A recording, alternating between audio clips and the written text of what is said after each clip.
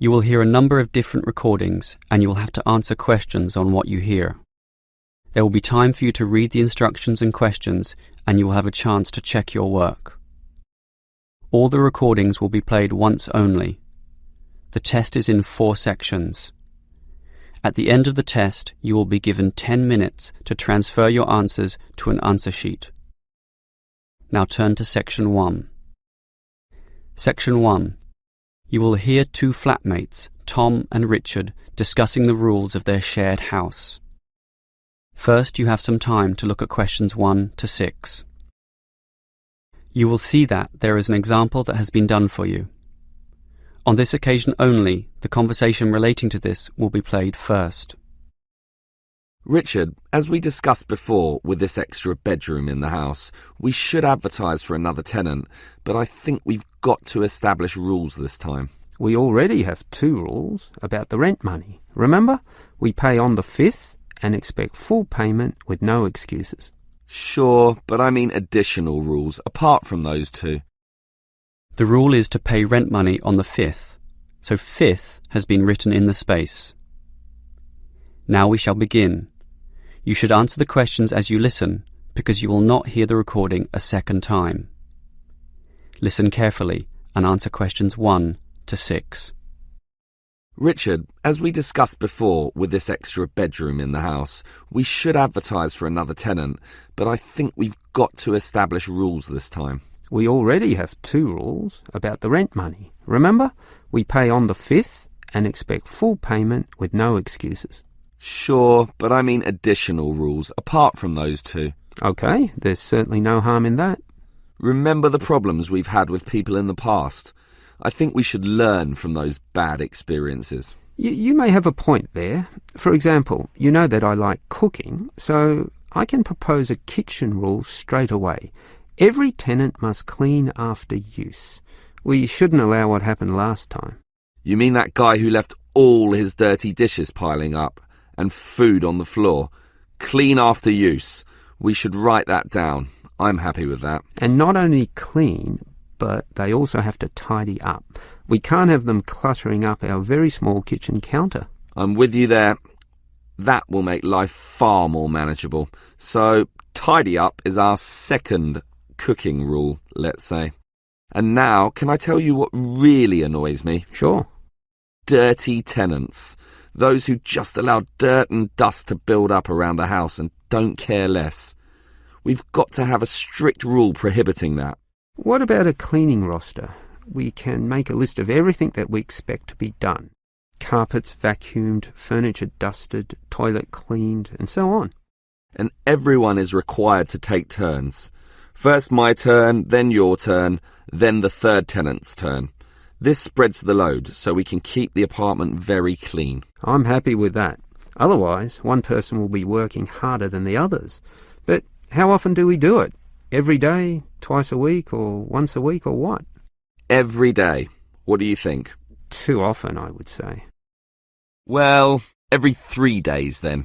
I don't know. We're all busy with part-time jobs and study. I'd say that once a week is good enough.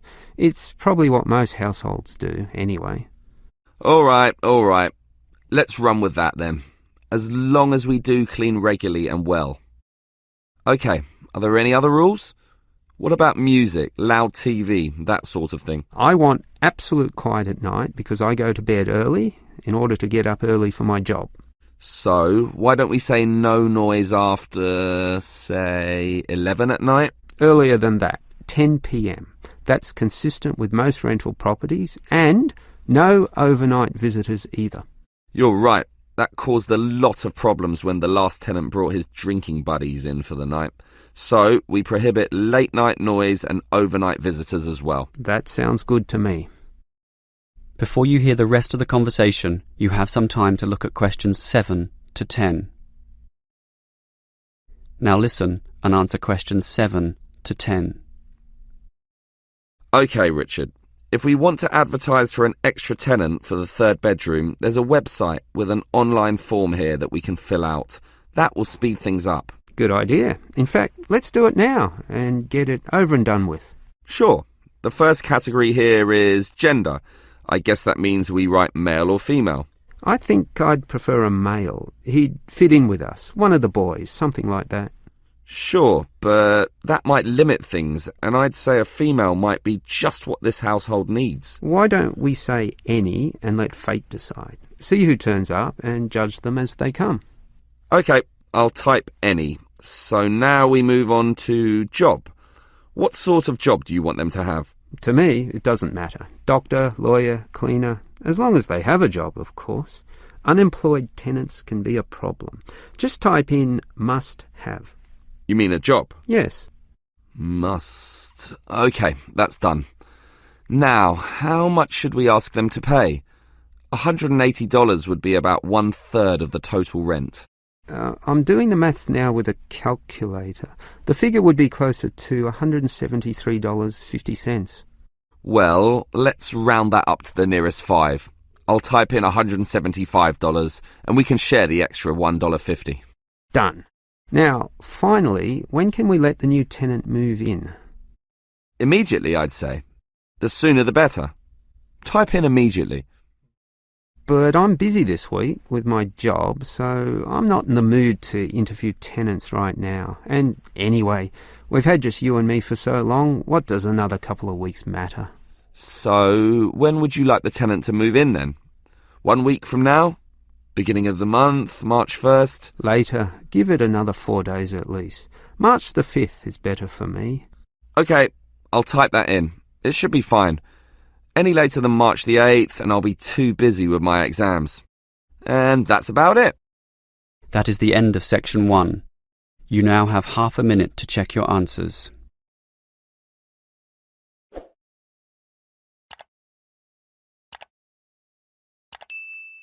Now turn to section 2. Section 2. You will hear a police officer giving a lecture to some overseas students about ways to minimize risk in public. First, you have some time to look at questions 11 to 17. Now listen carefully and answer questions 11 to 17. Hello, everyone. As new students, having just arrived, it is important that you are conversant with some of the aspects of living safely here. Let me immediately say that, in contrast to the high crime rate in other cities, ours is very low. Nevertheless, there is some advice that would be considered prudent in even the safest of places. It is therefore in your interest to look at this map of the city and familiarise yourself with its areas, some of which may not be as safe as others, particularly at night. A little research now in this respect will obviously help you a great deal. For this reason, we have provided a variety of brochures and information leaflets which we encourage you to take and read. In addition, you should talk to people you know, to your homestay parents and teachers, and get a feel for the situation both in the neighbourhood where you live and the city at large. Now, you should know about the police presence in this city. There are local police stations in every suburb, but not all of these are open 24 hours a day. For that, you need a main station, of which there are many, and you should familiarise yourself as to the location of the one nearest to you. Moving on, many of you might like to go out at night. So, you should also familiarise yourself with the public transport system. It could put you at risk if you are wandering around lost in the late hours of the night, particularly if you are a woman. Our city has a fairly good public transportation system, but not all of it operates necessarily to late hours. For this reason, you can avail yourself of the special late-night buses known as night birds, which operate along most major routes. Again, collect one of the brochures on the table here for the night bird timetables. Finally, if you do feel there is an emergency, you can dial 000. However, this does not take you through to a police station, but rather an operator. This operator will question you as to the nature of the problem and then send your call through to the relevant department, police, fire or ambulance, as the situation demands. This may take up valuable time, and for this reason we suggest that you find the emergency number of the nearest main station to where you live. This will speed up the process should you need police services in the event of a serious problem. Having said all this, let me remind you once again that this is a very safe city and we don't expect any problems to occur. Yet, it always pays to be prepared.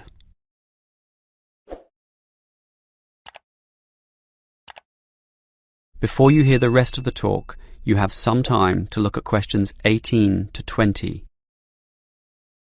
Now listen and answer questions 18 to 20. On the same subject as being prepared for problems, it is a fact that the police cannot cover every part of the city at all times of the day.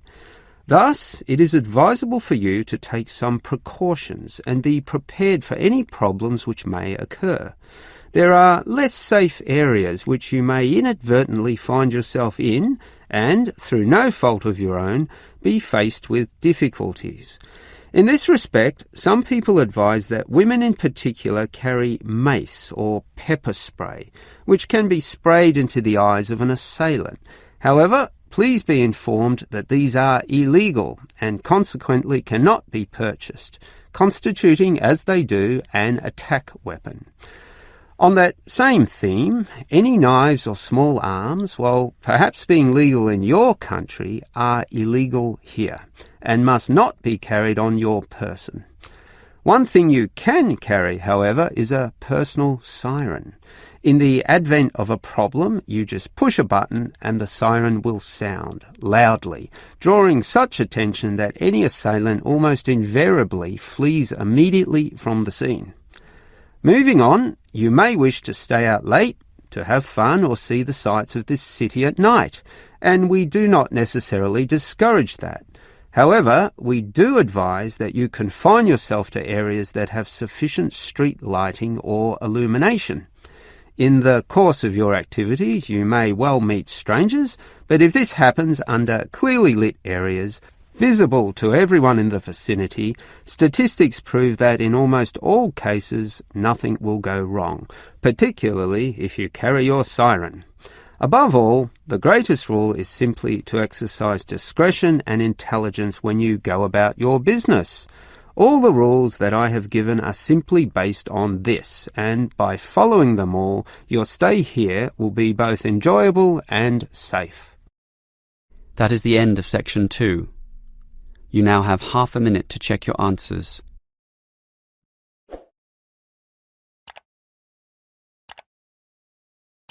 Now turn to section 3. Section 3. You will hear two students, Frank and Nicole, discussing their survey results. First, you have some time to look at questions 21 to 25. Now listen carefully and answer questions 21 to 25. OK, Nicole. Did you interview the required 50 people? Yes, I have them all here. I had intended to talk to over 50 actually, but I could only talk to 46 in the end, all students from the university. It should be fine for our purposes, and it was interesting actually to hear what they said. I was hoping for 50 to make a round number. Better for statistical purposes, but 46 should be OK. I think so. What was interesting was that many of them were not happy with the staff here. Really? What proportion? Well, 1/4 of them said the staff were OK, and another 10% said they were good, which together makes about 1/3. So basically the rest of the people I interviewed weren't happy in this respect. So, what was the main cause of complaint? Well, it's rather mixed. A lot of the foreign students complained about the homestay accommodation and the attitude of the homestay officers when dealing with these issues. Most of the foreign students said this actually, but the bulk of the mainstream students had concerns with the attitude of the teachers.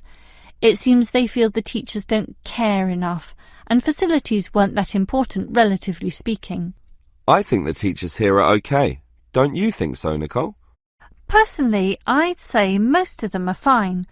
But obviously there are a few I'd say need to improve in their commitment to helping students. Oh, not many though. Only about 10% maybe. More, I'd say, at least 1/3. Wow, Nicole, that's a bit harsh. That many? I'd say 90% of the teachers here are fine. I think I definitely disagree there. Well, whatever the case, the university seems to have some problems. Who should we inform about these findings? The course convener. He runs our programme. Yeah, just a small program. These problems are serious and university-wide. I think we should talk to the assistant dean at least. Come on, we're just a couple of students. We can't go that high. It's like some cleaners wanting to talk to the CEO. We've got to follow the chain of command and start at the bottom. Okay, the course convener it is. Before you hear the rest of the conversation, you have some time to look at questions 26 to 30. Now listen and answer questions 26 to 30. So, Nicole, can you explain the technique you used for interviewing people?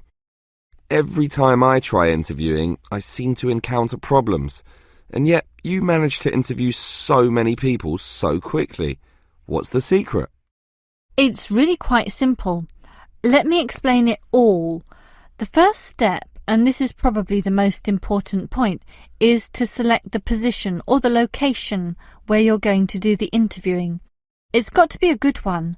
For me, it was the university cafeteria at lunchtime, where people would be relaxed, have time, be sitting down, and be more willing to speak. Ah, clever. But that leads to the next point. Everyone's in a hurry these days, so you've got to immediately confirm that they can in fact spare some moments to answer your questions. There's no point starting and then having them rush off in the middle of the interview. It just ruins everything. Yeah, that's happened to me a few times actually. And then it's equally important to carefully outline why you want to talk to them in the first place. Some people might think you're a salesman or a busybody or some nutcase from a religious cult. They have to know the purpose and trust you. Now, part of that trust involves guaranteeing that the information will be kept in total confidence. And for that reason, I show how we don't take down names or any personal data. After that, you're ready to begin, but sometimes they're not won over or not ready to give you the time, in which case you remind them about how their information can actually improve life for all students, and that they are actually serving the purposes of everyone by cooperating. Right. Make it seem like a noble cause. It is in a way, but the last step is not so noble at all. I just offer them a payback, usually a scratchy lottery ticket, if they promise to answer all the questions. Everyone dreams of scratching one of those tickets and winning $1 million, so that makes them do everything you want. Aha, very clever. That is the end of section 3. You now have half a minute to check your answers.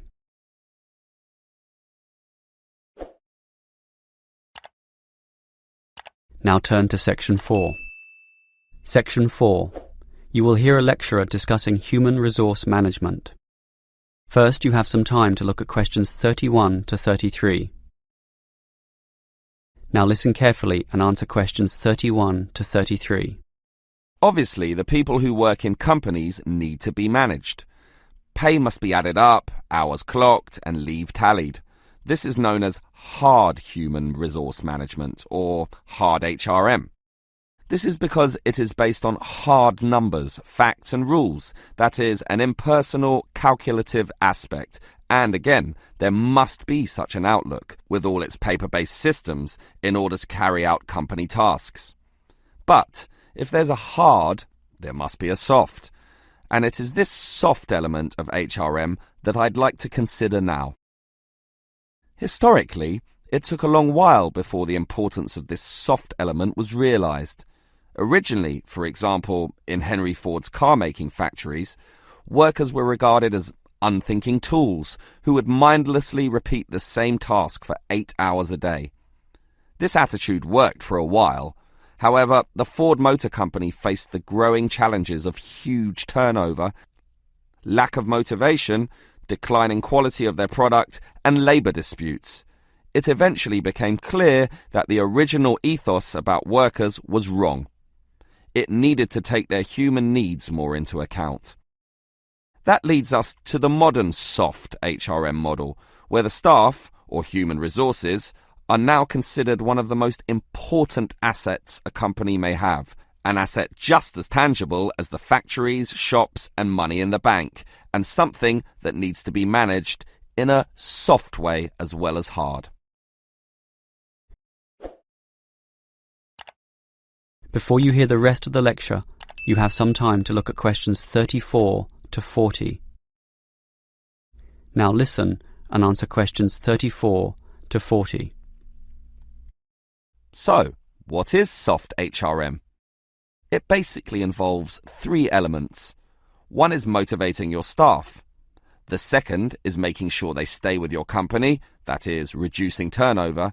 And remember, turnover costs money, diverts resources, disturbs the system, and you may be losing a lot of experience there in just one staff member. The third element is using the staff in the best way, in a way that gets the most out of them. All of these elements are closely related and sometimes overlap, but are still distinct enough to be considered separately. Now, let's talk about motivation first. Obviously, people will work harder if they feel good about being where they are. This means the company should let people know that they are significant, and you do that by emphasizing the higher purpose their job serves in society as a whole.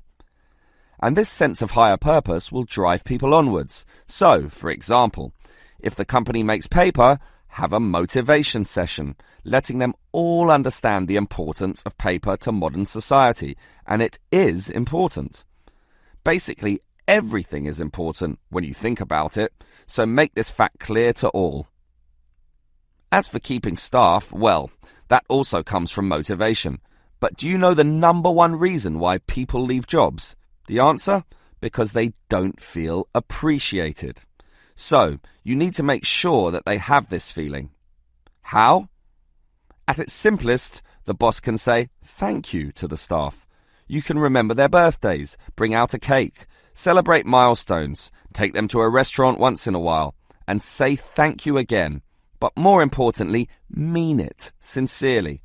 If this is going to work, sincerity is very important here. Well, we've motivated the staff and retained them with the company, so now we've got to use them optimally. This is often done by getting them to participate more in the key decisions.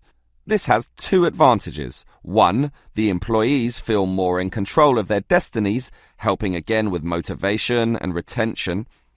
And 2, the company tends to make better decisions. Remember, often it is the people closest to the customer who can really tell you the very best things about what works and what doesn't. The modern organization realizes that insight, knowledge, and clever innovation can come from anyone in the company, no matter how close or far from the decision-making process they may be. That is the end of section 4. You now have half a minute to check your answers. That is the end of the listening test. In the IELTS test, you would now have 10 minutes to transfer your answers to the answer sheet.